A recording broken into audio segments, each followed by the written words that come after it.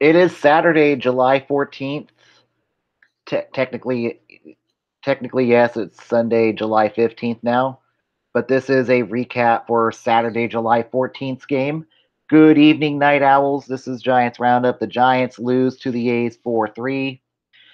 And tomorrow will be the rubber match of the AT&T portion of the Giants Bay Bridge series. This is Giants Roundup.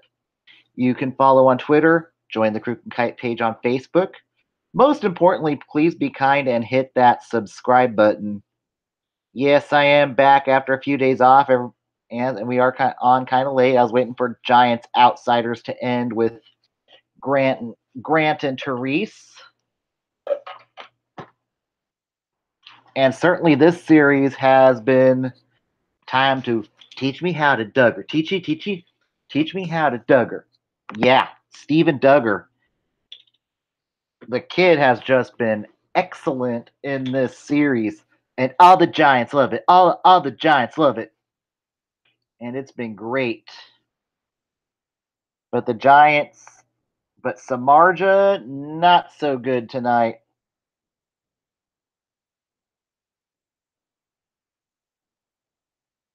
Stark only went 4 innings, allowed 2 earned, walked 2, but he was just not sharp tonight. Definitely did not look comfortable. Lucky for him, Brett Anderson was just a skosh worse. 3 1/3, 3 earned runs allowed. Both have ERAs now over 6. Anderson at 6.08. Samardzija at 6.25. And the A's do get on the board in the second inning with a Fagley hit to right field. It scores Matt Chapman. 1-0 A's. And then Alan Hansen. It scores. Teach me how to Duggar. Teach me how to Duggar. All the Giants love it. All the Giants love the scoring. Yes, and it was Steven, teach me how to Duggar. Dugging up a run. 1-1. And then Chris Davis sacrifices a left. It scores Stephen Piscotty. 2-1 A's. And then, yeah, that's right. Steven Duggar. Dougie's the ball. It scores Gorkas 2-2. And then Austin Slater comes in to pinch hit for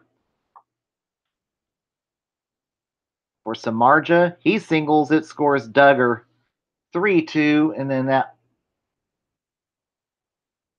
then after that, the Brandon Belt gets ejected in the bottom of that inning after striking out on a check swing. One that the umpire was certainly wrong on, but also that was one where Belt needed to cool it. He just didn't let it go. Then the Giants go back out on the field. He decides to chirp at the umpire some more. Not a good idea. Next thing you know, he's gone from the night. He goes and watches the game from the clubhouse. And then he throws the mitt down before he leaves. And he was also restrained. So that could get reviewed by the league office for a possible fine. It totally would not surprise me if Brandon Belt is fined for it tomorrow. But this is something Bochy's going to have a nice sit down with Brandon Belt over. And there's just sometimes you need to walk away. No, Brandon Belt's not a hothead, but you just gotta let things go when you having beef with the umpire. And really, they needed Brandon Belt on the field. We get Panda playing first base for the rest of the night. And then in the top of the 7th, Mark Canha with the dagger. The home run to left field, it scores Fagley.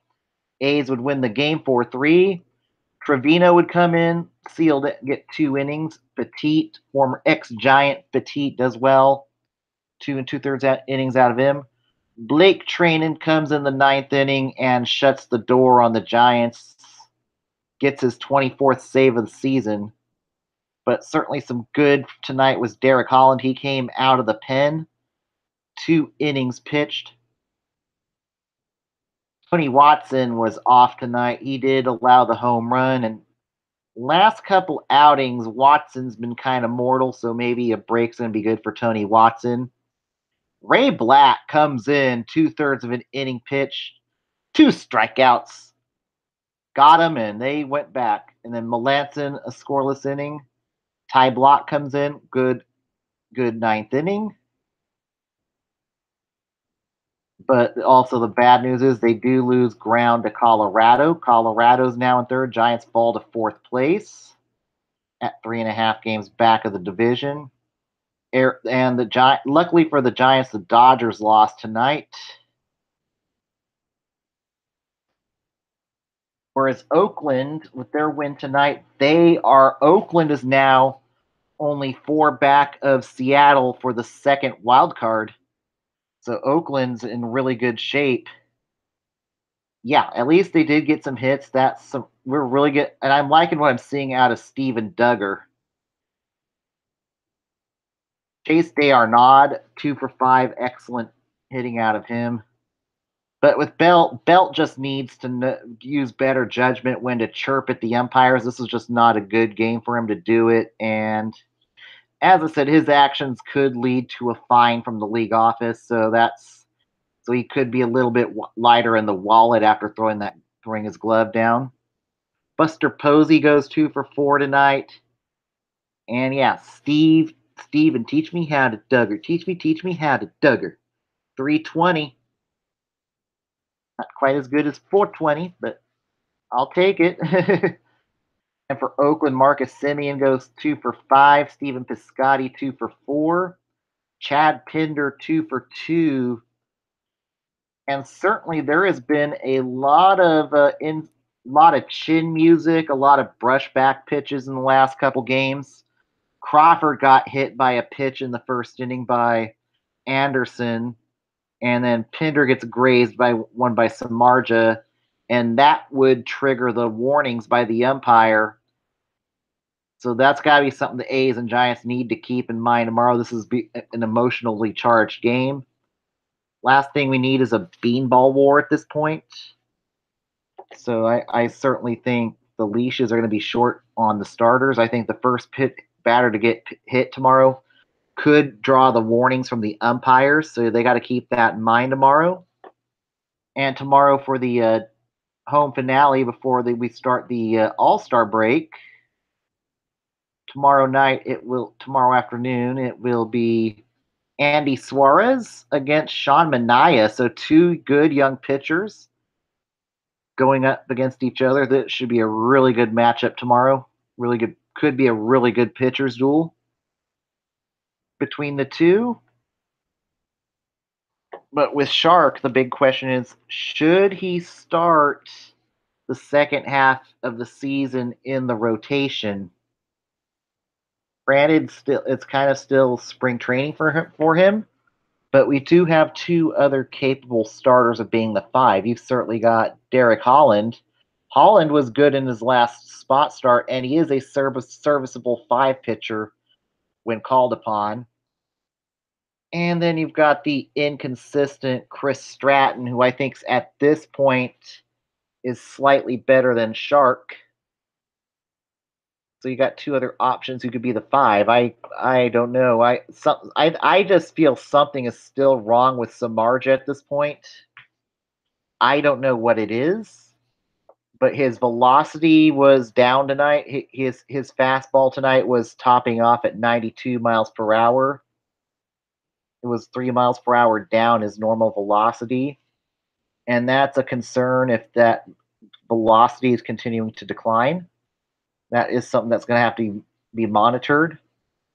But I certainly think he still needs to get arm strength up. So I really think he's better off maybe doing long relief out of the pen just to get his arm strength up, then moving back to the rotation when it's earned. I certainly think Holland did nothing to lose his job in the rotation. I think Holland should start in the rotation in the second half of the year. and that would be a good discussion for tomorrow. But I would maybe have the rotation be going into the second half of the season. Go Bumgarner, Cueto, Suarez as your 3, Rodriguez as your 4, and then go Derek Holland as your 5, with Samardzija doing long relief out of the pen until his arm strength is good enough and he's earned the right to return to the rotation. There's also rumors about him possibly being traded. And I think if anything, Giants would love to get out of his contract, but I don't see that happening during the non-waiver trade deadline. Maybe realistically, you could be looking at that during the waiver trade deadline. And the other question is, how much salary are the Giants willing to retain to move Samardzija? And these are going to be some questions that they're going to have to visit here as we do go into the All-Star break. But tune in tomorrow. Tomorrow we're going to be doing a lot of like it'd be a first half of the season recaps. We're going to do like bests and worsts of the major leagues tomorrow, the Giants, and just to have a fun long show to get us into the break. But we shall see what happens with Shark. But I just don't think Samardzija is 100%. And I don't think he should be starting right now. I think that 5 spot should certainly be Derek Holland, not Jeff Samardzija. Now on to some non-Giants news around the Bay Area. One of the former Giants broadcasters and one of the former post-game live hosts might not be returning to the Raiders next year. There is rumors that Mr. Touchdown Raiders, Mr. Greg Papa, might be out as the voice of the Oakland Raiders this year. And we'll see what happens with that. There was a good chance that Papa was not going to follow the Raiders to Las Vegas. And, and if you ever met Greg Papa is a class act. And it looks like, yeah, Papa. And I knew Greg Papa was not going to want to go to Las Vegas. He does not. Greg Papa is mostly a Bay Area lifer. And the guy is a really nice guy if you ever met him. And wow, Greg Papa, and he's divorced an ex Raiderette. And then also he's dealing with vertigo. So we'll see what happens with Greg Papa, but it'd be kind of a bummer to see Greg Papa get fired by the Raiders. And the Raiders have certainly not won any fans since announcing their move to Las Vegas. A lot of their moves have been dumb and stupid. And there's a lot of fans in Oakland and the Bay Area that are not going to be rooting for the Raiders once they leave. And Mark Davis is really starting to grow a real bad reputation with a lot of the owners in the NFL. So if this move to Vegas fails, it's going to cost Mark Davis his team in Oak. It's going to cost him the Raiders. And certainly the Raiders could get hypothetically $4 or $5 billion in a potential sale to another owner who wants to buy an NFL team. And I think the Raiders are going to have a hard time trying to attract fans to the football stadium if Mark Davis continues to keep alienating fans the way he is. And at some point, say the Raiders have another bad season this year, what's next? Do they trade Derek Carr? Do they scapegoat Reggie McKenzie? But at this point, Mark Davis has made blunder after blunder with the Raiders. And now Mark Davis is going to have to go, have to try hard to is likely looking to hire a homer announcer to a pro Las Vegas announcer. And realistically, Mark Davis, all he's done the last 2 years is alienated the Bay Area. And he's become a cockroach of an owner. He's getting his bad or maybe even worse than his dad, Al Davis. And Mark Davis is about to learn the hard reality. If you build it, they don't come.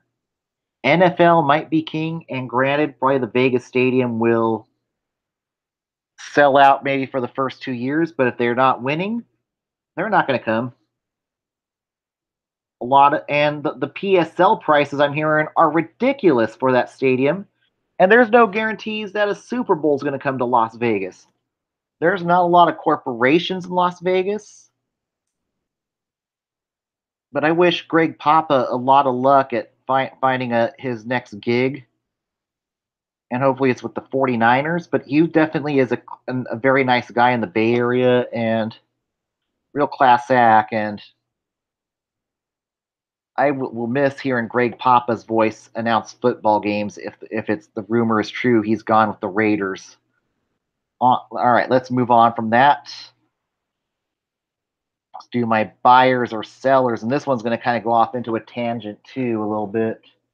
Is the Los Angeles Dodgers, and they're certainly going to be a buyer. Are they going to get Manny Machado? I highly doubt it, but they will certainly go out and look for a couple of bullpen arms. They're definitely going to look for that bridge to Kenley Jansen, whether it's Raisel Iglesias, Kyle Barraclough, or a Rendell or two. Or it could be Britton on a cheaper rate. But I think the Dodgers, they're going to be happy enough just to acquire bullpen help, get some late innings guys to get to Kenley Jansen. They are certainly going to have a crowded rotation going into the second half of the year with Walker Buehler back and healthy. And now you got Julio Urias, who's going to start a rehab assignment. But it looks like as of today, Rich Hill is pitching out of the bullpen. So your rotation could realistically be Kershaw, Wood, Maeda, Bueller, and Stripling. That could be your 5-man rotation and possibly 6-man in September when Urias is ready to go. So we'll see what happens with the Dodgers, but they're going to be pretty set in starting pitching. So their big weakness is bullpen. Do they need to get another bat? No, I think they've got a lot of good in-house options. And Alex Vertigo will probably get traded somewhere for bullpen help, but don't expect the Dodgers to go after a name like Machado or make any stupid trades that are going to put them over the CBT, or that's going to cost them one of their prize prospects, as the Dodgers do have a very deep system in LA. And here we go. Here's my off the tangent thing here. Is speaking of the LA area, I'm waiting to see what's going to happen with the SoCal sports channels down there. Now with Disney going to sell off the Fox regional sports networks, I could certainly see a situation where Spectrum's now going to have to play nice with the other cable providers, and they could look to absorb Fox Sports West and Prime Ticket and try to move their properties over to the Spectrum properties. And what I don't like about Spectrum Sportsnet LA is that their coverage is very limited in Southern California. I don't think they're on any of the satellite providers down in Southern California. And Spectrum Sportsnet, same way with, but they're going to have to bring their prices down, especially if they do end up absorbing Prime Ticket and Fox Sports West. And that could certainly be bad news for teams like the Anaheim Ducks and the LA Angels, who are kind of the stepchilds of the SoCal teams, anyways. Fox Sports West, it's mainly Angels. Their properties are Angels and LA Kings. And we'll see if Sportsnet LA absorbs the LA Kings or not. And then, of course, Prime Ticket, their big properties, the LA Clippers. And certainly, Spectrum Sportsnet is certainly an LA Lakers channel.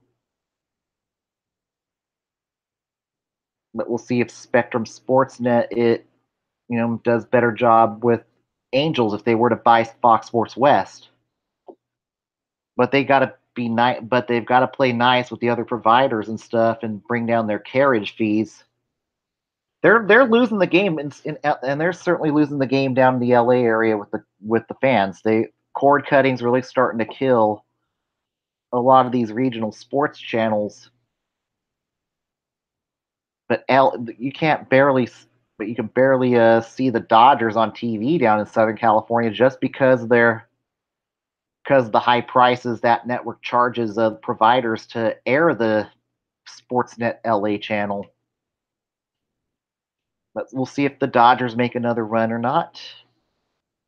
And that's another one that kind of went off on a tangent on. And here we go with more non-Giant news tonight. In St. Louis tonight, Mike Matheny was fired tonight by the Cardinals after losing. And I think this was certainly something the Cardinals should have done last year. I think this was overdue in St. Louis. I just think Matheny's gone stale over there. And it may not just be Matheny and Matheny was fired along with Bill Miller.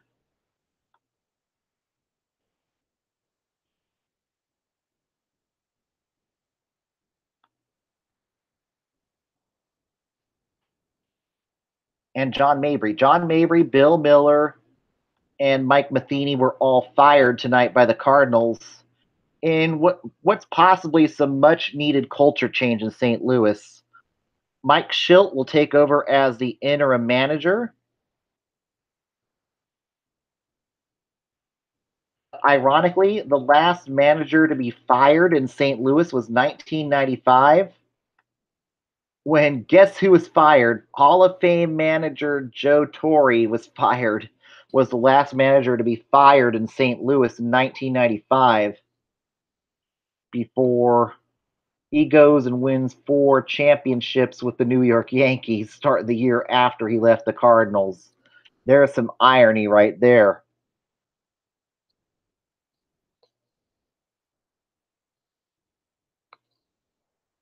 But I certainly think the Cardinals, they're going to be in the market next year for Joe Girardi, say if Schilt doesn't work out as the interim manager.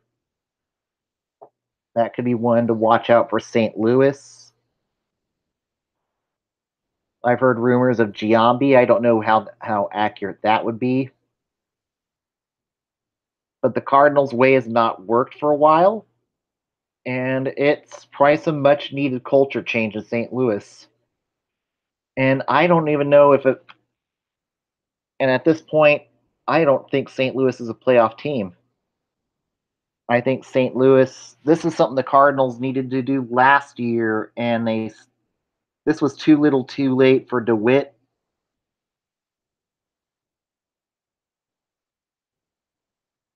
But it last 3 years, 216, 201 for Matheny, and Matheny will get another chance to manage somewhere, maybe somewhere that's a little less of a pressure cooker job. And St. Louis, they are the Cardinals are the big story all the time in St. Louis. And certainly they need culture change. It's something that I don't that it's not just going to take a new voice. Maybe the Cardinals are going to have to do some selling at the deadline. Maybe go the route of the New York Yankees a couple years ago, where they gave up a few expiring contracts, restocked the farm. But the Cardinals' way is just not working anymore. And maybe this is the first big step towards changing the culture in St. Louis.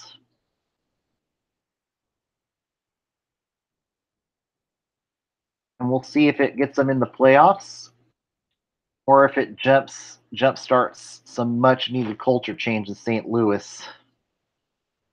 But this firing, I think, should have happened last year. Matheny's just not been a good manager. Last couple of years, he's made some terrible decisions, and he's just lost the. I truly think he lost the dugout last year. He's lost the fan base, and DeWitt needed to do something. This is something that was overdue in St. Louis. And at this point, I don't know. It might be too little, too late towards making a playoff run for the Cardinals at this point. But it could start a jump start the rebuild or retool or whatever the Cardinals do next.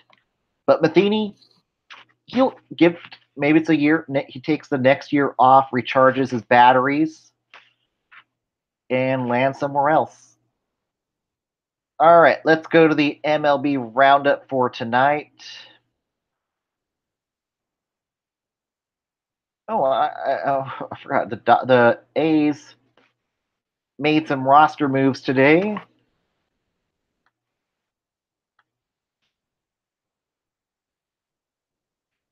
As Santiago Casilla was designated for assignment by the A's today, and certainly I think also looks like Franklin Barreto comes up after Jed Lowry got hurt.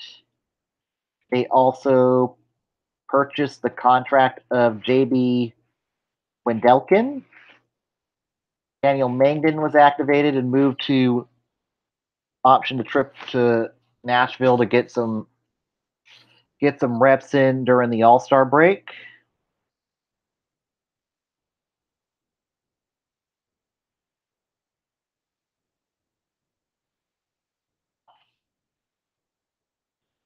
I certainly think with and Ryan Dole was optioned back to Nashville, and it's been a hard year for Ryan Dole, and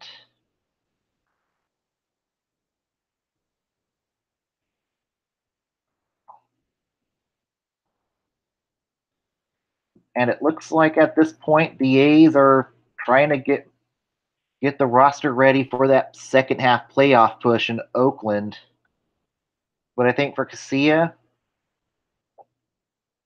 he will probably get claimed by the Angels. Certainly, the Angels need some warm bodies, or some other team might take a flyer on the wildly effective Santiago Casilla.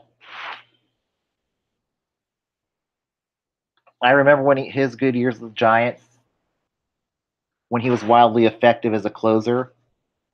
Then when it stopped working, but I do think Casilla's career is not over yet. But I think he'll end up somewhere like the Angels that need help, pitching help at this point. And now it's on to the MLB roundup for tonight. The Pirates beat the Brewers 2-1. Taking the win is Richard Rodriguez. Taking the loss, Chase Anderson. Elias Diaz goes 3 for 4 for the Pirates tonight. Ivanova only goes 4 2/3 innings for the Pirates. In Boston, the Red Sox beat the Blue Jays 6-2 in 10 innings, taking the win, Craig Kimbrell. Taking the loss, Chris Rowley, who gives up 3 earned and 1/3 of an inning pitched. Mookie Betts goes 3 for 4 for the Red Sox. Just dingers, hits his 29th home run of the year. Question is, can he get to 60 home runs in the second half of the season?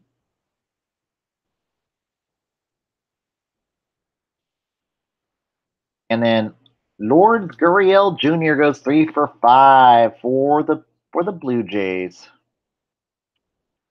Sal Gavligio only goes 3 1/3 innings today for the Blue Jays. Rowley gives up 4 runs, 3 earned, and 1/3 of an inning pitched for Toronto. In Minnesota, it was a long day for the Vikings as they lose to the Buccaneers 19-6. Taking the win was Jaime Schultz. Taking the loss, Zach Duke, who gives up 3 earned and 2/3 of an inning pitched. Eddie Rosario goes 3 for 5 for the Twins. Matt Duffy, have yourself a game, goes 3 for 5 for the Rays. Malik Smith, 3 for 4. Andrew Hechavarria, 3 for 5 for the Rays. Chris Archer strikes out 7 and 4 1/3 innings today. Not a good outing for Chris Barrios, who gives up 6 earned and 6 innings pitched. And now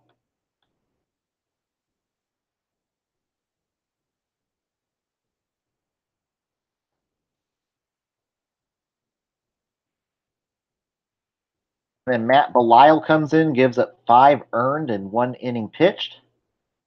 And then Williams Astudillo, the backup catcher, comes in, allows 5 earned and 1 inning pitched.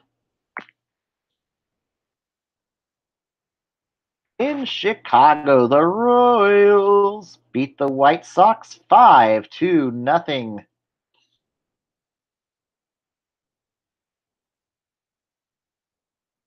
Taking the win is Danny Duffy, 7 scoreless innings, strikes out 8.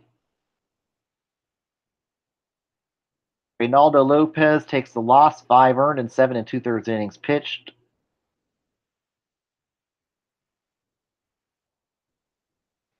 And in game 2 of the doubleheader, the Pirates sweep the Brewers in the doubleheader 6-2, taking the win. Clay Holmes taking the loss, Brett Suter.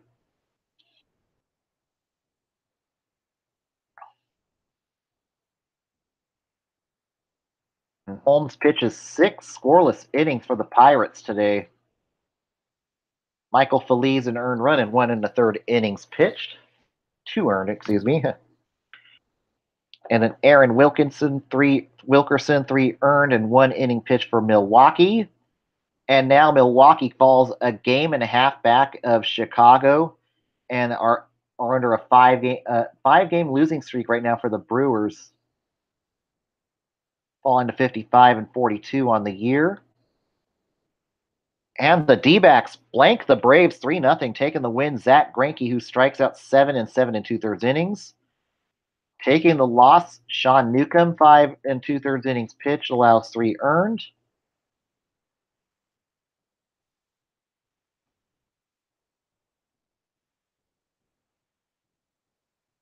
And Atlanta falls a game and a half back of Philadelphia. And in Queens tonight, the Mets beat the Nationals 7-4. Taking the win is Zach Wheeler. Rough debut for Austin Voth tonight, who gives up 7 earned and 4 1/3 innings for the Nationals. Adam Eaton goes 3 for 4 for the Nats. And the Nationals now fall to 47 and 48 on the season. And it is time to start getting concerned if you are a Nationals fan at this point, as none of the answers have really worked in the back end of the rotation. And it could be time for if things don't turn around soon for Washington, they could actually become a seller at the deadline. In Miami today, the Marlins blanked the Phillies 2-0, taking the win. Trevor Richards, 6 scoreless out of Trevor Richards today. Aaron Nola takes a tough loss, 2 earned and 6 innings pitched. Just did not get any run support tonight. Martin Prado goes 2 for 3 for the Marlins. And Barraclough nets his 9th save of the season. In St. Louis, in the game that got Mike Matheny fired, the Reds beat the Cardinals 8-2. Taking the win is Austin Bryce, recently called back up. Taking the loss is Jordan Hicks.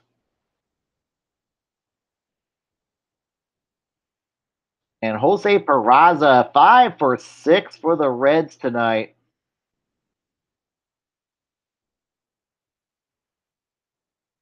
And Jack Flaherty was good, 5 scoreless innings. Luis Castillo, 2 earned. But then the bullpen unraveled tonight. Mike Mayers, an earned run. Jordan Hicks, 4 earned and 1/3 of an inning pitched. Gas Can Greg Holland comes in, 2 earned and 1 inning pitched for St. Louis. Bud Norris gives up an earned run in 2/3 of an inning pitched. And St. Louis fans, you got your wish. Mike Matheny is out of here.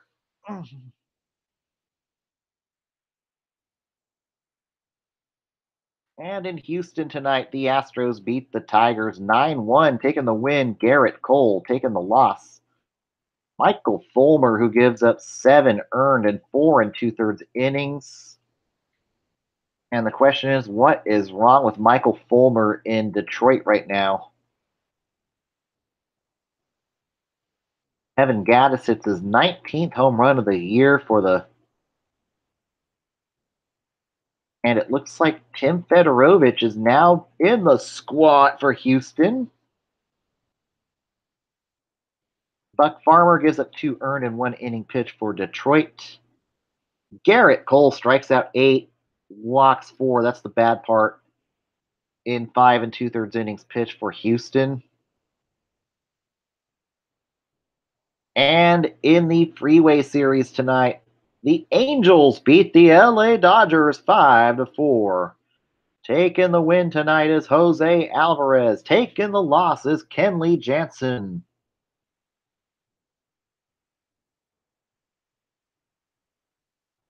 And Kenley Jansen's ERA goes up to 2.38 on the season.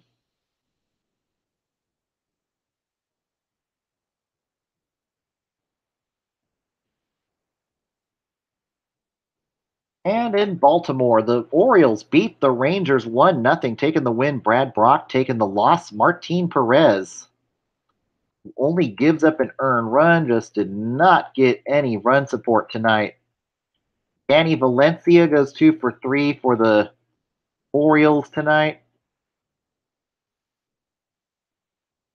Jeffrey Ramirez, 5 scoreless innings, strikes out 7. Zach Britton picks up his 3rd save of the season. In Cleveland tonight, the Yankees beat the Indians 5-4, taking the win. David Robertson taking the loss. Mike Clevenger. Didi Gregorius goes 2 for 3 for the Bombers tonight. Hits his 17th home run of the year.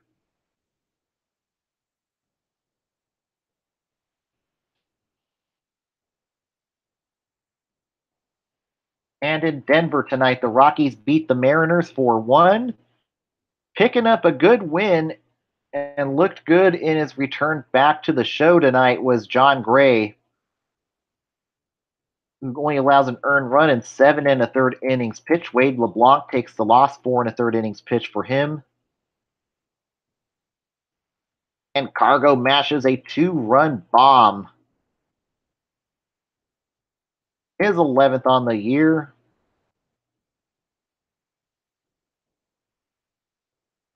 And in San Diego tonight, the Cubs clobber the Padres 11-6, taking the win. Kyle Hendricks taking the loss. Luis Perdomo, who gives up 5 earned and 4 1/3 innings pitched.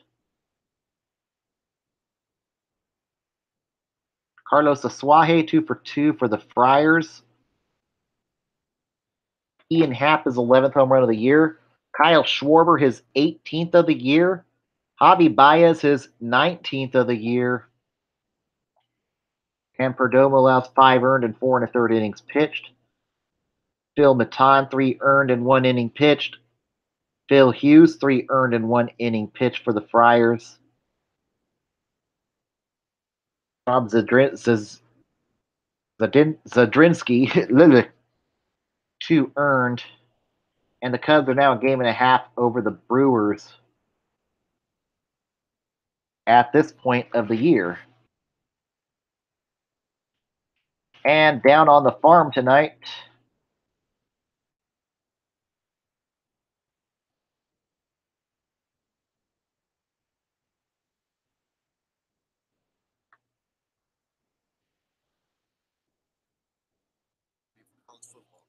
I drive 300 miles to watch this.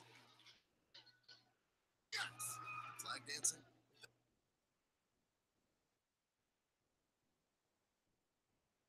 and tonight in AAA, the Grizzlies beat the Rainiers 7-1, taking the win.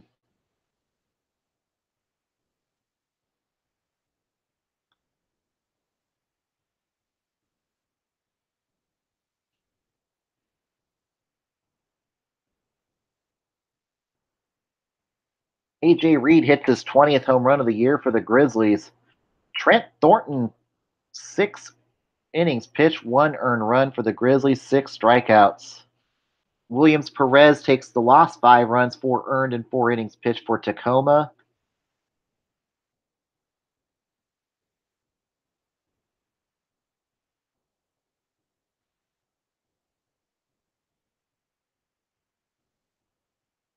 And in Sacramento tonight, the River Cats lose to the Bees 3-2.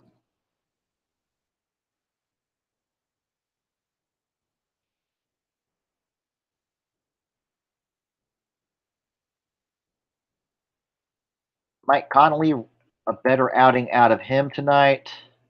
2 earned and 5 2/3 innings pitched.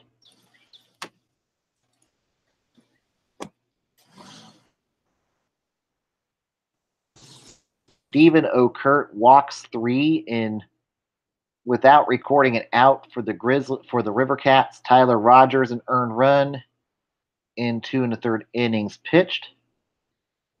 And certainly Tyler Rogers will be a name to watch here in the second half of the season.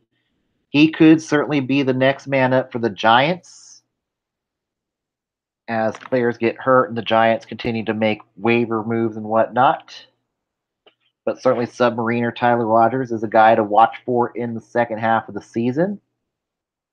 But tomorrow will be the last game. We'll be back on air tomorrow afternoon, doing some bests and some worst for the first half of the season. And we'll go from there. Everybody have a great night tonight. Get some rest. We'll see you tomorrow afternoon. Good night.